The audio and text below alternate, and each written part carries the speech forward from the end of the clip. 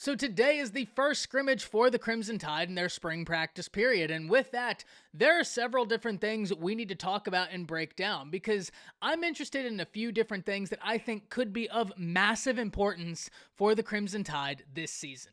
Before we start breaking all of this down, y'all know the drill. I want to hear from you. Hop down to the comments, Y for yes, N for no. Are you excited that today is Alabama's first scrimmage? And let me know what you're thinking about all of this. Let me know what you're interested to see. If you are new to the channel, be sure to subscribe, hit that bell notification. I do constant college football content. You don't want to miss any of it. And if you enjoyed the content, like and comment down below, as those interactions, though small, are massive to content creators such as myself in growing our platforms and getting picked up and maintained by the YouTube algorithm.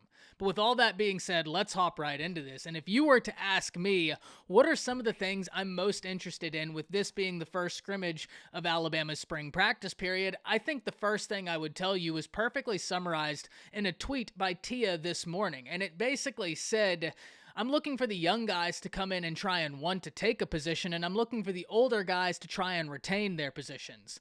This dichotomy and this competition that Alabama has is what separates the Crimson Tide, and it's this environment that Nick Saban has fostered that has allowed the Crimson Tide's run to extend as long as it had. So shout out to her for that, because I couldn't agree more with what that tweet is saying. And look, I'm not saying that these guys who just got on campus need to be starter ready right now. It's very early into spring.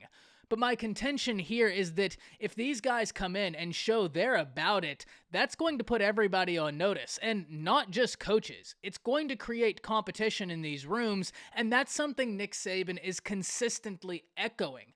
Iron sharpens iron, and if these young guys come in and show they're about it this early, you can bet your bottom dollar that the older guys looking to lock up a position are going to take notice, and that's going to fuel the fire. And that's the type of environment that Nick Saban has worked to try and foster at Alabama, one that he's been so successful in doing.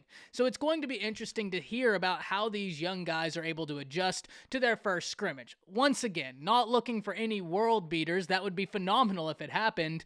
But it's just coming in, understanding the knowledge that's being given, and growing from mistakes that are made. Those are all important qualities. But if we're talking about specific position groups, if that's the next thing you're interested in, the position group that I'd be watching on the offense are two.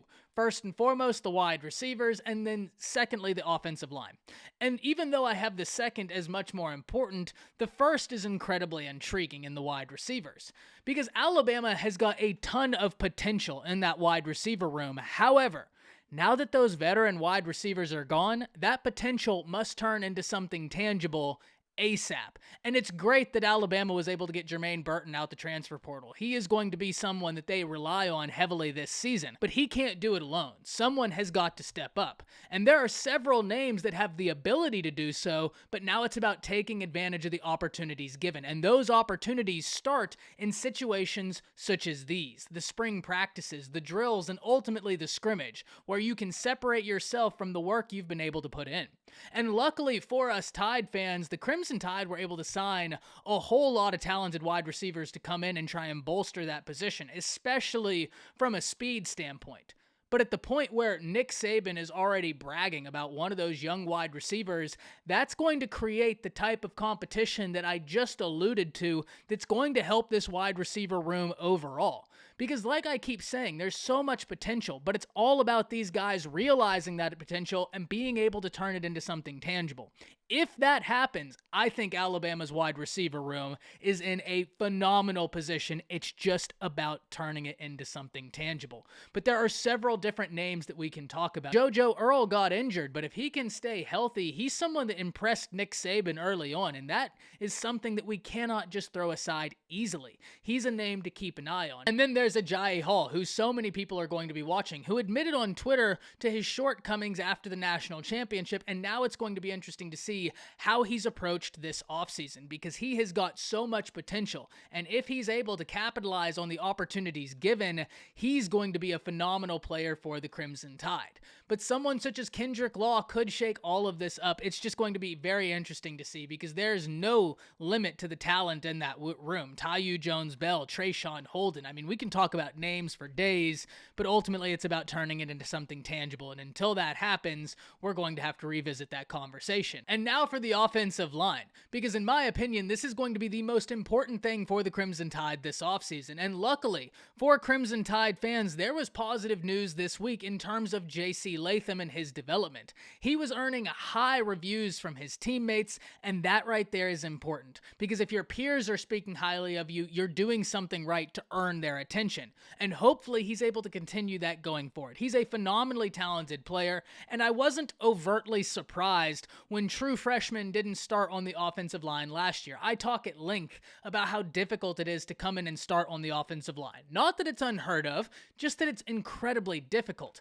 But now a year into the system, a year into his development, he's someone we need to keep an eye on, and he's not alone because it's not like there's just one position for the offensive line that needs improvement. The offensive line as a whole is going to need to play with more consistency this year, especially when you have such a talented quarterback in Bryce Young behind you. Because if you give him the time, he's going to straight up carve defenses to pieces, and I can't wait to see it. The potential is in that offensive line room, at least from a talent standpoint in recruiting it's there, but now it's about seeing how it all forms through the spring. It's going to be interesting to see how the new offensive line coach gets them all gelling. That's something we need to keep an eye on and see how it all ends up, especially during A-Day. But if we move to the defensive side of the football, there is a lot for us to talk about there as well, because I think that Alabama could field an incredibly ferocious defense this year, but certain pieces are going to need to come to fruition before that happens. One of the things I've talked about at length here on the channel is the interior defensive line. Some of you have came to me and said that you don't think it's quite as high of a priority as I have it, but I remain steady in thinking that the interior is something I'm incredibly intrigued about. Alabama had a lot of production from the interior, and that interior production and presence allows for Will Anderson and Dallas Turner to really maximize their ability.